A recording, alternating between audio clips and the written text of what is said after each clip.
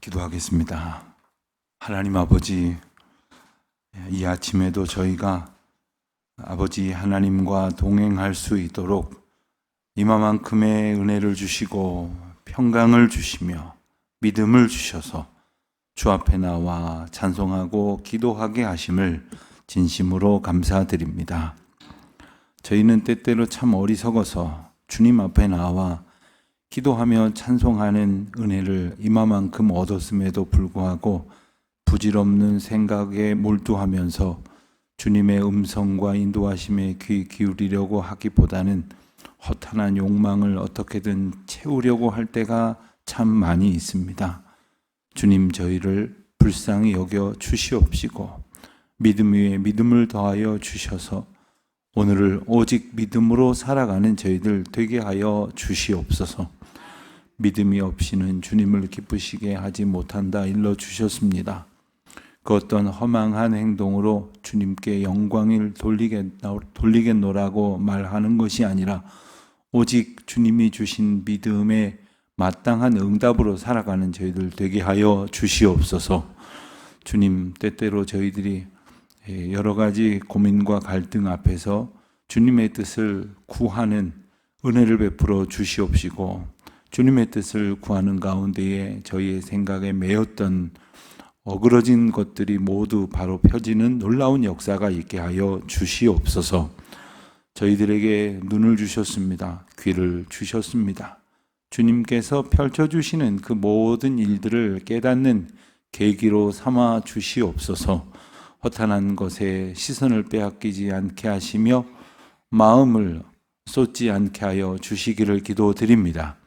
때로는 저희들 세상에서 저희들이 바라는 것을 갖추고 누리며 살아가는 사람들을 보면서 오히려 복 받았다고 부러워하기도 하고, 왜 하나님의 뜻대로 살아가고자 하는 우리는 하나님의 복을 얻지 못하는가 불평하며 탄식할 때도 있습니다. 무엇이 복인지 무엇이 은혜인지 깨닫지 못하는 어리석음에서 떠나 주님 앞에서 날마다 주와 동행하고 주의 임재를 기뻐하는 복된 시간들 살게 하여 주시옵소서. 저희에게 오늘도 맡겨주신 일이 있습니다. 하나님, 그 앞에서 오직 주님의 뜻을 의지하여 순종하게 하시고 어려운 일을 걸어갈 때에 견딜 수 있는 능력과 은혜를 베풀어 주시기를 간절히 기도드립니다.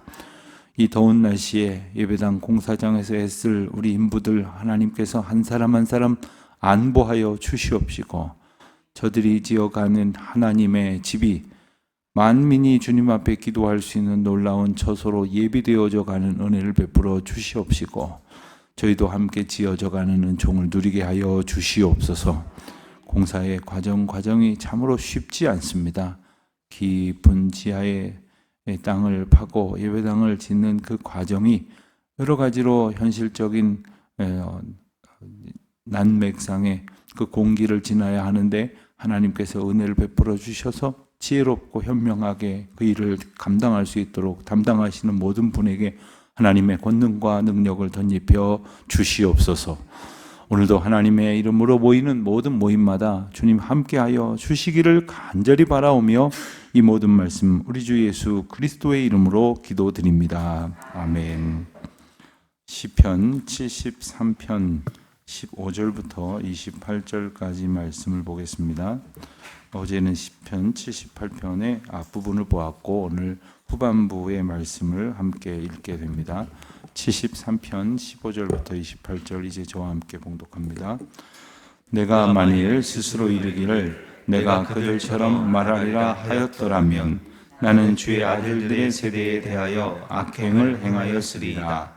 내가 어쩌면 이를 알까 하여 생각한즉 그것이 내게 심한 고통이 되었더니 하나님의 성소에 들어갈 때에야 그들의 종말을 내가 깨달았나이다. 주께서 참으로 그들을 미끄러운 곳에 두시며 파멸에 던지시니 그들이 어찌하여 그리 갑자기 황폐되었는가 놀랄 정도로 그들은 진멸하였나이다. 주여, 사람이 깬 후에는 꿈을 무시함같이 주께서 깨신 후에는 그들의 형상을 멸시하시리이다. 내 마음이 산란하며 내 양심이 찔렸나이다. 내가 이같이 우매 무지함으로 주 앞에 짐승이오나 내가 항상 주와 함께하니 주께서 내 오른손을 붙드셨나이다. 주의 교훈으로 나를 인도하시고 후에는 영광으로 나를 영접하시리니 하늘에서와 주 외에 누가 내게 있으리요 땅에서는 주밖에 내가 사모할 이 없나이다. 내 육체와 마음은 쇠락하나 하나님은 내 마음의 반석이시요 영원한 분기지시라. 무릇 주를 멀리하는 자는 망하리니 음녀같이 주를 떠난 자를 주께서 다 멸하셨나이다. 하나님께 가까이 함이 내게 복이라. 내가 주 여호와를 나의 피난처로 삼아 주의 모든 행적을 전파하리이다. 아멘. 오늘 말씀은 말씀드린 것처럼 73편의 후반부에 해당이 되는데 전반부에 읽었던 어제 본문과는 완전히 다른 분위기를 우리가 느낄 수가 있습니다. 앞서 전반부에서는 세상의 부조리와 그리고 악인들이 형통하는 것과 같은 그렇게 여겨지는 모습을 보면서 탄식했던 시편 기자를 우리가 만날 수가 있었는데 오늘 본문에서는 꼭 같은 사람이지만 그동안 믿음이 흔들렸던 자신의 모습에 대해서 회개하고 하나님께로 돌이킴으로 다시금 은혜와 평강을 누리게 된다 하는 그런 결론을 보게 됩니다. 딱 절반으로 그렇게 나누어지기보다는 15절, 16절 말씀이 어쩌면 하나의 분기점이다 이렇게 말할 수 있을 것 같습니다. 15절에 보면 내가 만일 스스로 이르기를 내가 그들처럼 말하리라 하였더라면, 그러니까 그들처럼 행동하고 그들처럼 말했다. 여기서 그들처럼 말했다고 하는 것은 하나님의 공의가 어디 있느냐 뭐 이렇게 말한다거나, 하나님은 아니면 하나님과 상관없이 살면서도 남들이 부러워할 만한 것을 얻으면서 이게 형통이 아니고 뭐냐, 이게 복이 아니고 뭐냐, 그러니 하나님 찾는 너희들은 잘못됐고 나는 오히려 복받은 인생을 살았다라는 식으로 말하는 그러한 믿음과 상관없는 그러한 언동들을 일컫는 것이라고 하겠습니다. 그렇게 말했다면 어떻게 되었을 것이라고 말하느냐면 나는 주의 아들들의 세대에 대하여 악행을 행하였으리라. 15절에 나오는 악행을 행했다라는 표현은 신실하지 못하게 행동한다, 신실하지 못한 행동으로 남에게 영향을 준다, 이런 뜻입니다. 그러니까 주의 아들들의 세대라는 말은 이제 이 세대를 가리키는 말이기도 하지만 이제 계속 오고 오는 세대들을 가리키는 거죠. 그러니까 믿음 없는 사람들이 그것이 마치 성공이라 형통이라 이렇게 말을 하면서 하나님의 주권을 부인하는 이야기를 하는 것은 이 오고 오는 모든 세대의 악행을 행하는 믿음 없는 행동, 신실하지 못한 행동으로 그들에게 나쁜 영향을 미치는 것과 같다, 이렇게 깨달았다는 겁니다. 쉽게 말하면 여러분, 우리가 자녀들이 믿음 생활 잘하기를 바라잖아요. 그런데 집에 가서 우리가 자녀들 듣고 보는 데서 행동하는 것 보면 참 교회 다니기 싫다 이런 생각이 들게끔 하는 행동을 하는 경우들이 더러 있습니다.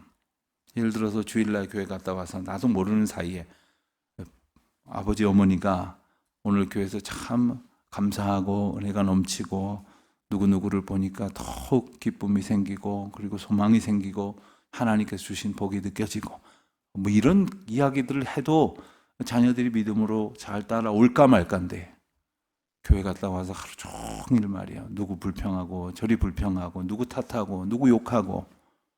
만약에 그런 소리를 우리 자녀들이 들었다면 그 믿음의 선한 영향력을 얻을 수 있었겠습니까? 자, 우리가 이제 예배드리고 나서 일상을 살다 보면 믿지 않는 이웃도 만나고 친구들도 만납니다. 그런데 혹시 우리가 말 가운데에 우리의 하나님을, 그리고 나의 주, 나의 그리스도로 예수님을, 혹은 믿음 안에서 형제 자매된 우리 교우들을 혹 왜곡하라는 얘기는 아닙니다만은 은혜로 선전하지 못하는 이야기를 하지 못하는 경우는 혹시 없었는가? 그런 일들은 악행을 행하는 것이다 라고 이해할 수 있다는 뜻입니다. 그러면서 또 말하기를 내가 어찌하면 이를 알까 하면서 그것이 내게 심한 고통이 되었다고 했습니다. 그러니까 믿음의 길로 순종하여 따라가지 아니하고 그냥 자기가 보고 싶은 것을 보면서 서 있고 싶은 자리에서 부조리한 세상을 보면서 불평하는 것이 심한 고통이 되었다고. 믿음으로 나를 이끄시는 것에 따라 반응하지 못하였던 결과는 심한 고통이었다고 고백을 하고 있는 거예요. 근데 언제 이것이 뒤바뀌어지느냐 하면 바로 17절에 보니까 하나님의 성소에 들어갈 때야 그들의 종말을 내가 깨달았나이다. 그러니까 지금 이 시편 저자나 이와 같은 고민을 하는 사람의 갈등의 어떤 그 모멘텀은 바로 악인의 형통이라고 대표되어지는 세상의 부조리를 보면서 이해할 수 없다. 하나님에 대해서 혹은 형편에 대해서 이해할 수 없다라는 그러한 불인정에서부터 시작이 된 거죠. 그런데 하나님의 성소에 들어갈 때에서야 이게 다가 아니로구나. 악인의 형통이 아니로구나. 이것을 깨닫게 되었다는 겁니다. 그런데 아주 흥미로운 표현은 17절에 나와 있는 하나님의 성소라는 표현할 때 이 성소라는 말은 우리말에는 그냥 단순하게 단수 형태로 느껴지도록 번역이 되었지만 원어 성경의 뜻을 보면 이 성소라는 말은 복수로 사용이 됐습니다. 그러니까 성소, 그러니까 어느 한 장소를 딱 국한하는 게 아니라 하나님이 거하시는 모든 곳, 하나님이 함께 하시는 모든 곳에서 그곳에서야 비로소 하나님의 주권을 깨달았다는 거예요. 그곳에서야 내가 영원할 것 같았던 어떤 악인들의 반짝반짝 잠깐 형통하는 것 같은 것이 끝이 아니고 그들의 진정한 종말은 하나님의 심판 가운데 있다는 것을 그제서야 깨달았다는 것입니다. 우리가 신앙생활을 한다고 말하지만 우리가 많은 세월을 보낸다고 해서 되는 것도 아니고 많은 봉사와 경험을 갖는다고 되는 것도 아니고 하나님의 임재 가운데에 주와 동행할 때만이 하나님의 주권과 은혜를 깨달아 낼 수 있다는 것을 우리는 기억해야 됩니다. 하나님께서 지금 내가 보기에는 형통한 것 같았지만 그들을 어떻게 하신다고요? 18절에 보면 미끄러운 곳에 두시며 파멸에 던지신다. 게다가 19절에 보면 갑자기 그러한 일들이 아주 갑자기 닥쳐오게 될 것이며 놀랄 정도로 그들은 황폐하다 못해 전멸하게 되더라 하는 사실을 깨달았다는 것입니다. 이것이 하나님의 은혜 안에 거하지 아니하는 사람들의 결말인데, 이것이 불신앙의 결말인데 우리는 그것을 알지 못하여 지금 뭔가 잠깐 그럴듯한 삶을 살아가는 이 모습을 보면서 그것이 영원한 복인 양 그렇게 착각하고 있다는 것이죠. 하나님의 주권 가운데에 임하게 될 종말은 아주 긴급하게 다가온다라는 표현을 우리에게 들려줍니다. 이것은 예기치 못한 상태에서 이루어진다는 의미입니다. 여러분, 우리는 생각에도 관성의 법칙이 있어가지고 잘 되면 계속 잘 될 거라고 생각해요. 그리고 뭐가 안 되면 계속 안 될 거라고 생각해요. 운동 경기에 있어서 중요한 것이 경기력의 체력만이 아니라 정신력이 있다고 하죠. 운동선수의 이 정신력 가운데에는 한번 예를 들어서 탁구 선수가 스매싱을 딱 했는데 아주 멋지게 원하는 대로 공이 넘어갔어요. 그러면 자신감이 붙는 이유는 뭐냐면 계속 그렇게 될 거라고 생각을 하기 때문이래요. 그런데 한번 실수를 했어요. 갑자기 위축이 되는 건 계속 그렇게 될까 봐 위축이 되는 거래요. 그런데 놀랍게도 자신감을 가진 사람들은 더 자기가 연습한 대로 기량을 발휘하게 되고 또 반대의 경우는 더 위축이 돼서 실수를 하게 되어지는 거죠. 신앙생활 가운데 있어서 이게 나만의 한정된 문제라고 생각하면 이 법칙에서 벗어나지를 못합니다. 뭔가 조금 잘 된 것 같으면 계속 잘 될 거라고 생각을 하는 거죠. 교만의 지름길입니다. 그런데 잘 안 된다고 생각이 드는 것은 계속 멸망의 길로 갈 거라고 생각을 한단 말이죠. 나는 이렇게 되는 일이 없냐고 탄식을 한단 말입니다. 하나님께서 주신 그 놀라운 은혜 가운데 우리가 살아가고 있음을 깨닫게 되는 거죠. 아침에 눈을 떠서 거실에 잠깐 앉아있게 됐는데 햇살이 이렇게 조금 비춰오는 것을 이렇게 보면서 이렇게 아름다운 날을 하나님께서 매일매일 주시는구나. 평상시에는 이제 어두워서 잘 안 보이는데 이제 여명이 좀 일찍 밝아오면서 이렇게 바깥이 이렇게 보이는데 이렇게 하나님께서 너무나 이렇게 근사한 날들을 매일매일 주시는데 왜 평소에는 이렇게 깨닫지 못할까 하는 생각을 해보기도 했습니다. 하나님의 은혜 앞에 우리가 잠잠히 거할 때 그 놀라운 하나님의 복을 우리가 비로소 깨닫게 된다는 거죠. 시편 저자는 그렇게 하나님의 임재를 깨닫게 되었다가 이전에 깨닫지 못하였던 사실을 돌이키면서 그들을 어떤 그 앞에 펼쳐지고 있는 이 모든 일들을 잘못 이해하고 있었던 모습에 대해서 이렇게 진술합니다. 20절, 21절, 22절 보면 이제 21절 보면 내 마음이 산란하였다고 내 양심이 찔렸다고 내가 이같이 우매 무지함으로 주 앞에 짐승이었다고 그렇게 고백을 합니다. 그런데 주님께서 나와 함께 하시고 내 오른손을 붙드실 때에 그리고 주님께서 주님의 교훈으로 나를 인도하시고 영광 가운데 나를 영접하실 때에 그와 같은 은혜는 계속될 것이라고 그리고 그와 같은 은혜를 깨달았기 때문에 이제는 그와 같은 은혜 가운데 살게 될 것이라고 감사의 찬송을 부르는 것입니다.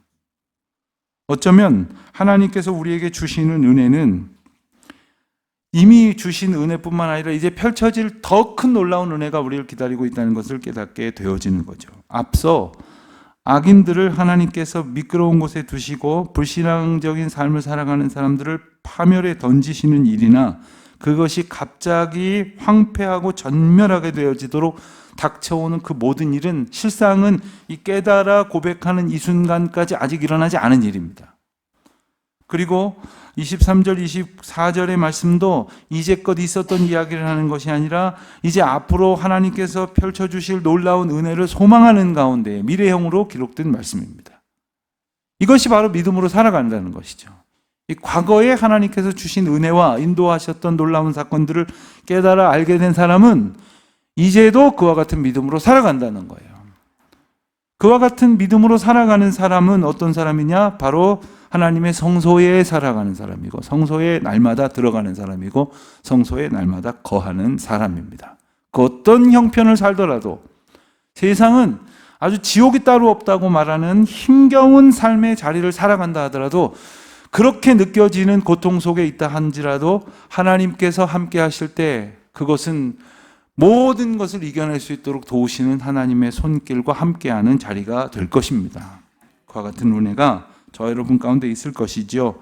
그와 같은 은혜를 이제 진짜 바라볼 수 있는 믿음을 가진 사람은 뭐라고 찬송합니까? 25절에 보면 하늘에서는 주 외에 누가 내게 있으리요 땅에서는 주밖에 내가 사모할 이가 없다 이렇게 고백을 합니다. 하늘 위에 주님밖에 이러면서 시작하는 찬양의 가사를 여러분 아마 기억하실 거예요. 이 세상에 그 어떤 것보다도 하나님과 함께 있음이 은혜요 복이요 기뻐하는 인생이라고 하는 것을 이제 비로소 시편 저자는 찬송하고 있는 것입니다. 또 고백합니다. 27절에 보면 주를 멀리하는 자는 망하리니 음녀같이 주를 떠난 자는 주께서 다 멸하셨나이다. 음녀같이라는 표현은 신실하지 않게 살아가는 모든 삶의 모습을 말합니다. 그러니까 하나님께서 일러주신 대로 그리고 하나님께서 보여주시는 대로 하나님께서 들려주시는 대로 하나님께서 펼쳐주신 그 길대로 가지 아니하는 모든 삶을 말하는 것입니다. 마치 여러분 이 결혼식장에 가면 그 가운데에 이렇게 멋진 카페트가 이렇게 깔려 있어서 신랑 신부가 이렇게 입장을 하게 하죠. 또 이런 장면도 기억이 나실 겁니다. 뭐 외국에서 귀빈이 온다든가 우리나라의 뭐 국가 원수가 외국을 방문할 때 공항에 가면 아주 카페트가 멋진 카페트가 가운데 쫙 깔려가지고 영접을 합니다. 최고의 영접입니다.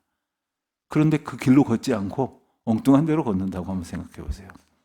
막 진흙탕으로 일부러 하나님께서 우리에게 그와 같은 영광의 길로 우리를 예비하여 인도하시는데 우리는 혼자 막 멋대로 생각하고 아무데로나 지나다니면서 발을 더럽히고 빠져서 다치고 그리고 황폐해진 인생을 살아가고 있는 것은 아닙니까?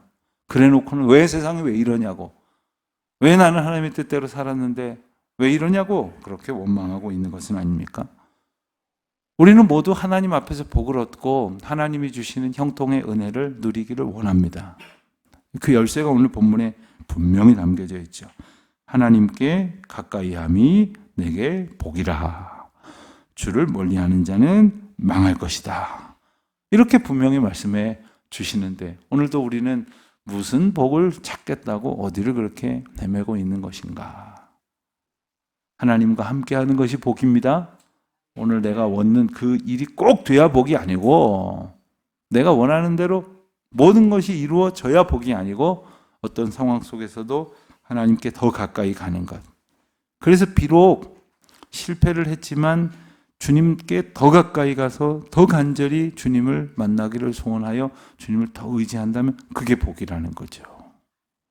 세상 사람들이 부러워하는 그러한 성공을 거뒀지만 오히려 방장하고 교만해져서 제멋대로 어긋나는 길을 간다면 그것이야말로 망하는 길인 거고 주께서 그들을 다 멸하셨다고 하시지 않습니까?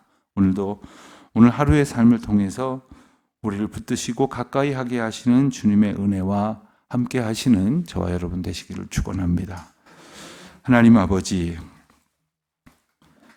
주님께 가까이 나아가도록 저희를 부르시고 인도하시며 주님 가까이에서 저희의 삶을 온전히 영위하는 것이 놀라운 하나님의 은혜요 복임을 깨닫게 하시니 감사를 드립니다.